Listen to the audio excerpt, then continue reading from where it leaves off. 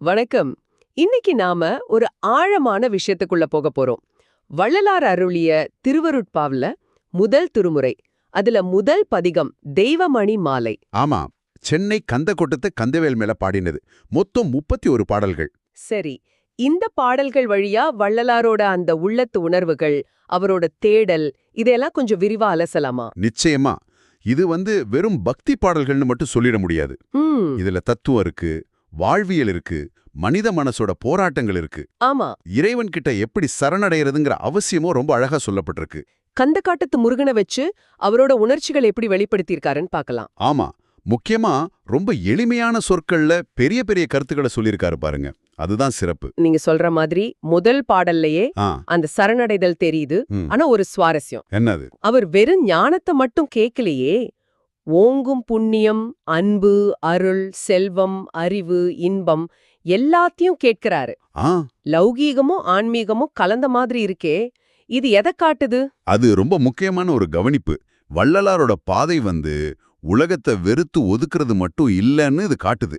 வாழ்வோட எல்லா அம்சங்கள்லையும் பொருள், அறிவு, அன்பு, இன்பம் எல்லாத்திலையும் இறைவனோட அருள் இருக்கணும்னு நினைக்கிறார். சரி, இது ஒரு முழுமையான வாழ்க்கைக்கான தேடல். ஆனா அதே சமயம் 4வது பாடல்ல பாருங்க, பக்தி எவ்வளவு தீவிரமா இருக்குன்னு. மத்த தெய்வங்களை ஒரு பொருட்டாவே மதிக்க மாட்டேன், கனவுலையும் நினைக்க மாட்டேன்னு சொல்றாரு. ஆமா, நின் பதம் அலால் வேறு கடவுளர் பதத்தை கடுவென வெறுத்து நிற்பேன்னு சொல்ற வரிகள்ல அந்த உறுதி தெரியுது. சரிதான். மத்த வழிபாடுகளை நிராகரிக்கிற துணி ரொம்ப வெளிப்படையா இருக்கு. அந்த உறுதியோட 5ஆம் பாடல்ல பக்தி, கிரியை, யோகம், ஞானம்னு அந்த 4 படிகள் வழியா போகணும். ஆமா, அதுக்கும் முருகன் தான் குருவா இருக்கணும்னு கேக்குறாரு இல்லையா? எனதுளே வந்துணர்வு தந்த குருவேன்னு சொல்றாரு. கரெக்ட். இறைவனே குரு. இது பல சித்தர்கள் மரபுலையும் நாம பாக்குற ஒரு விஷயம். சரி, இந்த பக்தி எப்படி செயல்கள்ல வெளிப்படணும்னு சொல்றாரு. எப்படி? 19ஆம் பாடல்ல பாருங்க, இறைவனை புகழும் வாய்தான் நல்ல வாய், வணங்கும் தலைதான் வாழும் தலை, அவனை பார்க்கிற கண்கள்தான் ஒளி பொருந்திய கண்கள்னு சொல்றாரு. ஓஹோ, இதுக்கு அப்படியே எதிரா 18ஆம் பாடல்ல இறைவனை வணங்காத உறுப்புகள் எவ்வளவு பயனில்லாததுன்னு சொல்றாரு. ரொம்ப கடுமையா. என்ன சொல்றாரு? வாழ்த்தாத வாய் கூழுக்கு ஏங்கும், வணங்காத தலை விறகு மாதிரி, பார்க்காத கண்கள் அழும், கேளாத செவிகள் சாவு சேதிதான் கேக்கும், நினைக்காத நெஞ்சு நடுங்கும், குவியாத கை பிச்சைதான் ஏந்தும் சொல்றாரு. அடே அப்பா, பக்தி எவ்வளவு முக்கியம்னு அழுத்தமா சொல்றாரு. ஆமா, இந்த பக்தி கொடுக்கிற அந்த உச்சக்கட்ட நம்பிக்கை இருக்கு, அது 27ஆம் பாடல்ல பாக்குறோம். கந்தனோட அருள் இருந்தா பிறப்பிறப்பு சக்கரமோ யமபயமோ கிட்ட வராதுன்னு ஒரு சவாலை விடுற மாதிரி சொல்றாரு. ஆமா, பிரம்மன் இனியனை பிறப்பிக்க வல்லனோ, இயமன் இனியனை கனவினும் இறப்பிக்க எண்ணம் உருமோன்னு கேக்குறது அப்படிதான் இருக்கு. அதுதான் அந்த சரணாகதியோட பலம். இறைவனோட அடிய பிடிச்சுக்கிட்டா பிறவிச்சூடல், மரண பயம் இதிலிருந்தெல்லாம் விடுபடலாங்கிற அசைக்க முடியாத நம்பிக்கை அது. சரி, இது முதல் கருப்பொருள், இறைவனை வேண்டுதல், போற்றுதல். ஆமா. அடுத்ததா உலகியல் பற்று கூடாது, போலித்தனத்தை நிராகரிக்கணுங்கிற விஷயத்துக்கு வர்றாரு. 2ஆம் பாடல்லையே ஆரம்பிக்கிறார் இல்ல? ஆமா, சாப்பாடு, துணி, பெண்கள், விளையாட்டுன்னு இந்த சிற்றின்பங்களையே பெரிசா நினைக்கிற கயவர சேரக்கூடாதுன்னு சொல்றாரு. 3ஆம் பாடல்ல இன்னும் குறிப்பா பெண்கள் மேல இருக்கிற மயக்கம் போகணும்னு முருகன் கிட்ட ரொம்ப மன்றாடுறாரு. சரிதான். மனம் என்னும் ஒரு பாவி, மயல் என்னும் அதுமேவி மாள்கனான்னு சொல்லி இந்த ஆசைய வேரோட நீக்கணும்னு கேக்குறாரு. இது அவரோட தீவிர வைராக்கியத்தை காட்டுது. வைராகியம், அதாவது உலகப் பற்றுகளை துறக்கணுங்கிற அந்த உறுதி. இது வெறுமன விரக்தி இல்ல, நிலையான ஒன்ன நோற்றிய தேடல். வெறும் சிற்றின்பங்கள் மட்டும் இல்ல, போலியான தத்துவ பேச்சுகளையும் கண்டிக்கிறார் இல்லையா? நிச்சயமா. 11ஆம் பாடல்ல அது நல்ல தெரியுது. நாமே பிரம்மம், நன்மை தீமை எல்லாம் ஒண்ணுதான் வேதாந்தம் பேசுவாங்க. ஆமா. ஆனா தப்பான வழியில போவாங்க. அவங்கள ரொம்ப கடுமையா சாடுறாரு. புண்மை நெறி கைவிடார் தம்பிரம்மம் வினை ஒன்று போந்திடில் போக விடுவார்னு சொல்றாரு. அதாவது கர்ம வினை வந்தா இவங்களோட பிரம்மஞானம் ஓடி போயிடும்னு சொல்றாரா? அதேதான். அவங்கள சாம்பிரம்மம், செத்த பிரம்மம்னு கூட சொல்றாரு பாருங்க. பேச்சுக்கும் வாழ்க்கைக்கும் உள்ள இடைவெளி. அடுத்து 14ஆம் பாடல்ல நாம உண்மையா நம்புற இந்த உலகமே ஒரு மாயைங்கிறாரு. ஆமா, மனைவி, மக்கள், செல்வம், உடல், உயிர் எல்லாமே காணல் நீர், கைத்துல தெரியிற பாம்பு மாதிரி ஒரு பிரமதான். கற்பனையே மாயையில் கண்டு வீணேன்னு சொல்றாரு. இது ரொம்ப அடிப்படையான பார்வை. ஆமா, அந்த நிலையாமையே இன்னும் ஆழமா விளக்குறாரு. 15ஆம் பாடல்ல பாருங்க, இளமை எப்படி நிலையற்றதுன்னு சொல்ல எவ்வளவு ஊமைகள். சொல்லுங்க. பகல் வேஷம், கடல் நீர் மேல நுர, கபட நாடகம், வெயில்ல வச்ச மஞ்சள், வானவில், நீர்க்குமிழி, ஊதுற துருத்தி காத்து எல்லாம் எவ்ளோ சீக்கிரம் மறையும்.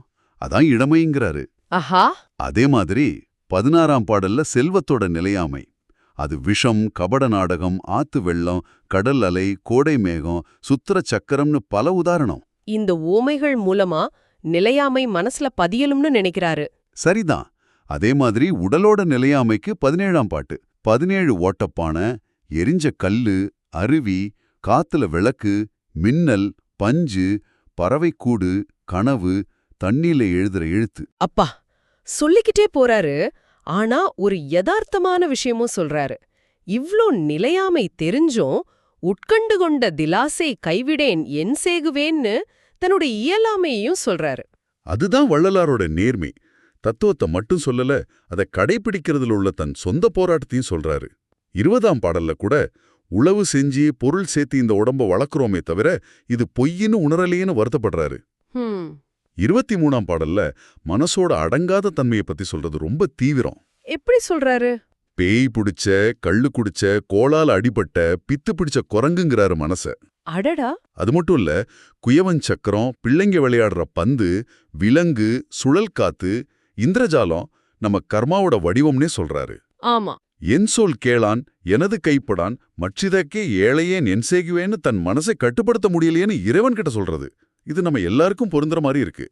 இந்த போராட்டத்தோட ஒரு பகுதியா சிறு தெய்வ வழிபாட்டையும் நிராகரிக்கிறாரு. 25ஆம் பாடல்ல அது வருது. ஆமா. முருகனை விட்டுட்டு மத்த தெய்வங்களை வணங்குறவங்கள, நல்ல பழத்தை விட்டு வேப்பங்காய திங்கிற காக்கா மாதிரி, பசும்பாலை விட்டுட்டு நாய்ப்பாலை குடிக்கிறவங்க மாதிரி, நெல்லுக்கு தண்ணி பாய்ச்சாம புல்லுக்கு பாய்ச்சறவங்க மாதிரி சொல்றாரு. மற்ற வழிபாடுகளை எவ்வளவு தாழ்வா பார்த்திருக்காருன்னு தெரியுது. ஆமா. முருகனை தவிர வேற எதையும் நாடக்கூடாதுங்கிறதுல ரொம்ப உறுதியா இருக்காரு. இது அவரோட ஏகதெய்வ வழிபாட்டு கொள்கைய காட்டுது. சரி, நிலையாமையும் போலித்தனத்தையும் நிராகரிச்சாச்சு. அப்புறம் எதை நோக்கி போகணும்? அதுதான் அடுத்த கருப்பொருள் இல்லையா? ஆமா. மெய்யன்பு, நற்குணங்களுக்கான ஏக்கம். இதுல 8ஆம் பாடல் ரொம்ப முக்கியமா தெரியுதே. அவர் கேக்குற பட்டியல் ரொம்ப நீளமா ஆழமா இருக்கு. ஆமா. அது ஒரு முழுமையான வாழ்வியல் நெறின்னே சொல்லலாம். முதல்ல ஒருமையுடன் நினது திரு மலரடி நினைக்கின்ற உத்தமர்தம் உறவு வேண்டும்னு நல்லவங்க நட்பு கேக்குறாரு. சரி. அப்புறம் வஞ்சகர் உறவு வேண்டாம், உன் புகழ பேசணும், பொய் பேசாம இருக்கணும், பெருநெறி அதாவது உயர்ந்த வழியில போகணும், ஆணவங்கிற பேய் பிடிக்கக்கூடாது, பெண்ணாசை மறக்கணும், உன்னை மறக்காம இருக்கணும், மெய்யறிவு வேணும், உன் கருணை வேணும், நோயில்லாத வாழ்வு வேணும், இப்படி அடுக்கிட்டே போறாரு. ஒரு மனிதன் ஆசைப்படுற எல்லா நல்ல விஷயங்களையும் தொகுத்துட்டாரு. ஆமா, இது 9ஆம் பாடல்லையும் தொடருது. யாருக்கிட்டையும் கேட்காத சுயமரியாதை, கேட்கிறவங்களுக்கு இல்லைன்னு சொல்லாம கொடுக்கிற குணம், நிலையான பக்தி, மத்தவங்க பொருளுக்கு ஆசைப்படாத நேர்மை, வாய்மை, தூய்மை இதெல்லாம் வேணும்னு கேட்கிறாரு. 10ஆம் பாடல்ல வீண்வாதம் செய்யறவங்கள விட்டுட்டு புகழ பேசுறவங்களோட மட்டும் சேரணும்னு சொல்றது நல்லவர் சங்கம் எவ்வளவு முக்கியம்னு காட்டுது. அது மட்டும் இல்ல, அப்படிப்பட்ட அடியவர்களுக்கு என்ன கிடைக்கணும் சொல்றாரு பாருங்க. 12ஆம் பாடல்ல என்ன கிடைக்கும்? இரக்கம், அன்பு, நீண்ட ஆயுள், நல்ல வாழ்க்கை, செல்வம், மெய்யுணர்வு, நிறைவு, பொறுமை, புகழ், நோயில்லாமை, மன உறுதி, நல்ல இடம் எல்லாம் கிடைக்குமா. ஆஹா. இன்னொரு படி மேல 13ஆம் பாடல்ல 13 அந்த அடியவர்களை காமம், கோபம் மாதிரி 6 உட்பகைகளும் நெருங்காதுன்னு பல ஓமைகளால சொல்றாரு. என்ன ஓமைகள்? நெருப்ப புழு பற்றுமா, வானத்த மான் எட்டுமா, புலிய எலி சீருமா, மலைய ஈ அசைக்குமா, வைரத்தூணை துரும்பு தாக்குமா, சூரியனை இருள் சூழுமா, காத்தில மழை நனையுமா, இல்லையே, அது மாதிரி உன் அடியவர்களை இந்த குற்றங்கள் அணுகாதுன்னு சொல்றாரு. ஆனா இவ்வளவு உயர்வா அடியார்களோட நிலைய சொல்ற வள்ளலார் தன்னை பத்தி சொல்லும்போது ரொம்ப தாழ்வா பேசிக்கிறாரே 22ஆம் பாடல்ல. ஆமா. தன் மனசு ஒரு சின்ன பையன் மாதிரி, குருவை மதிக்காம, படிப்பில நாட்டம் இல்லாம, காமம், கோபம், லோபம், மோகம், மதம், மாச்சரியம் இதுலயே உழலுதுன்னு சொல்றாரு. இந்த முரண்பாடு. இதுதான் வள்ளலாரோட தனித்தன்மை. அவர் தன்னை ஒரு குறையில்லாத ஞானியா காட்டிக்கல, தன் மன போராட்டங்களை வெளிப்படையா சொல்றாரு. ஆனா அடுத்த பாட்டிலேயே 24ஆம் பாடல்ல ஒரு அற்புதமான சரணாகதி தத்துவத்தை சொல்றாரு. என்ன அது? குற்றமே செய்வதன் குணமாகும், அக்குற்றமெல்லாம் குணமெனக் கொள்ளுவது நின் அருட்குணமாகும்னு சொல்றாரு. ஓ, அதாவது தப்பு பண்றது என் சுபாவம், ஆனா அந்த தப்பு எல்லாம் குணமா ஏத்துக்கிறது உன்னோட அருளோட சுபாவம்னு இறைவன் கிட்ட தன் குறைகளோடு சரணடைகிறாரு. இது தப்பு பண்ணலான்னு சொல்றதில்ல. இல்லவே இல்ல, மனித இயல்போட பலவீனத்தை உணர்ந்து இறைக்கருணைய நாடுறது. சரி, உலக இன்பங்கள் அர்த்தமில்லாதது, உன் அடியார்களுக்கு கிடைக்கிற அருளும் மெய்ப்பொருளும் தான் உண்மையான போகம்னு 26ஆம் பாடல்ல சொல்றாரு. ஆமா, மேலும் 28ஆம் பாடல்ல இறைவனை நினைச்சா கிடைக்கிற உலக நன்மைகளையும் சொல்றாரு.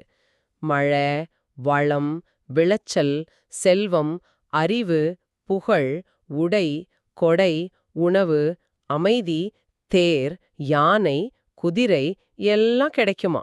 இது பாட்டோட பொருந்துதே. ஆமா, இது சகாம பக்தின்னு சொல்லுவாங்க. உலக நன்மைகளையும் இறைவன் கிட்ட கேட்கறது. ஆனா வள்ளலாரோட கடைசி நோக்கம் அது இல்ல. அது எப்படி தெரியும்?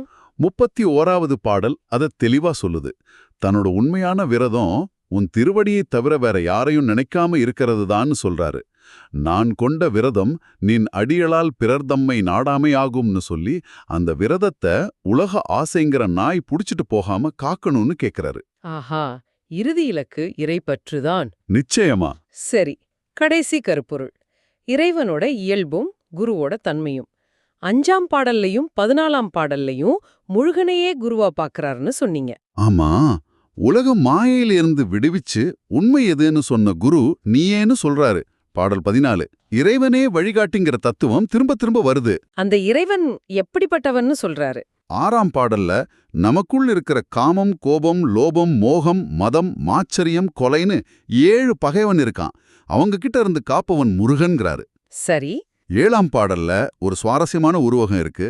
நிராசை, ஆசை இல்லாம தான் மனைவி, சாந்தம், அமைதிதான் பிள்ளை, உதார குணம், வள்ளல் தன்மைதான் செல்வம், அறிவுதான் துணைவன், நிராங்காரம், ஆணவன்மைதான் நண்பன், சுத்த மனசுதான் வேலைக்காரன். இப்படி ஒரு நல்ல குணங்களாலான குடும்பத்தையே அருள்பவன் முருகன்கிறாரு. ஆஹா, அருமையான உருவம். இறையருள் கிடைச்சா வர்ற அகமாற்றம் இது. ஆமா, முருகனோட வீரத்தையும் சொல்றாரு இல்லையா? சூரபத்மனை வதம் செஞ்சது பத்தி 21ஆம் பாடல்ல என்ன சொல்றாரு அதுல? அங்கே அவரோட ஒப்பற்ற ஆற்றலை கொண்டாடுறார். நீ மட்டும் சூரபத்மன், சிங்கமுகன், தாரகனை ஜெயிக்காம இருந்திருந்தா பிரம்மா, விஷ்ணு, இந்திரன், மத்த தேவர்கள், முனிவர்கள் கதி என்ன ஆகியிருக்கும்? அவங்க பதவியும் பெருமையும் என்ன பிரயோஜனம்னு கேட்கிறார். உன்னோட வீரமும் கருணையும் தான் உலக ஒழுங்கை காத்துதுன்னு சொல்றாரு. அவனை வெறும் கடவுளா மட்டும் இல்ல, உலகை காக்கும் பேராற்றலா பாக்குறார். இறைவனோட தத்துவவார்த்தமான ஸ்வரூபம் பத்தியும் சொல்றாரா? ஆம், 24ஆம் பாடல்ல சொல்றாரு. அருள் வடிவான சுடர், பிரணவ வடிவினன், ஓங்கிற ஒளி வடிவானவன், சின்மய சொரூபன், அறிவுமயமானவன், பேதமற்ற பரபிரமம், வேறுபாடில்லாத உயர்ந்த மெய்ப்பொருள்னு உயர்ந்த தத்துவ வார்த்தைகளால போட்டுகார். 30ஆம் பாடல்ல அந்த பரவசம் உச்சத்துக்கே போகுது. இன்பமே, உயிருக்கு உயிரே, ஏகமே, ஒன்றானவனே, ஆனந்த போகமே, யோகமே, செல்வமே, முக்திக்கு முதலே, மெஞ்ஞான மூர்த்தியே, முருகனே, மால் முருகனே, சிவன்மகனேன்னு பல பேரால கூப்பிட்டு ஆமா தன்னை இந்த உலக வாழ்க்கையில உழல்ற அர்ப்பணா ஆக்காம ஆட்கொண்டு அருள் செய்யணும்னு மனமுருகி கேட்கிறார். இது பக்தியோட உச்சகட்ட சரணாகதி. ஆக இந்த 31 பாடல்கள் கொண்ட தெய்வமணி மாலையை நாம அலசி பார்த்ததுல இது வெறும் முருகனை போற்றும் பாடல்கள் மட்டும் இல்லைன்னு நல்லா புரியுது. ஆமா, இதுல வள்ளலாரோட தீவிர பக்தி, உலக நிலையாமை பத்தின ஆழமான பார்வை, மனித மனப்போராட்டங்களோட நேர்மையான பதிவு, நல்ல குணங்களை அடையணுங்கிற ஏக்கம், இறைவன் கிட்ட தன்னை முழுசா ஒப்படைக்கிற சரணாகதின்னு பல அடுக்குகள் இருக்கு. சரிதான். இந்த பாடல்கள் உங்கள்கிட்ட ஒரு கேள்வியை எழுப்புது இல்லையா? வள்ளலாரோட இந்த தீவிரமான பக்தி, சுய ஆய்வு, உலகியலை நிராகரிக்கிறது, இது இன்னைக்கு நம்ம வாழ்க்கையோட சிக்கல்களுக்கும் தேடல்களுக்கும் எப்படி வழிகாட்டும்? அதுதான் ரொம்ப முக்கியமான கேள்வி. வள்ளலார் அவர் காலத்து சூழலுக்கு எதிர்வினையாற்றினார், தன் அகப்போராட்டங்களை சொன்னார். இன்னைக்கு நம்ம சூழல் வேற, சவால்கள் வேற. ஆனாலும் நிலையாற்றதை விட்டு நிலையானதை தேடுற அந்த அடிப்படை ஏக்கம், மனசோட சஞ்சலங்கள், நல்ல குணங்களை வளர்த்துக்கிற முயற்சி, ஒரு உயர்ந்த சக்தி கிட்ட சரணடைகிற தேவை, இதெல்லாம் இன்னைக்கும் நமக்கு இருக்குதானே? ஆமா, இருக்கு.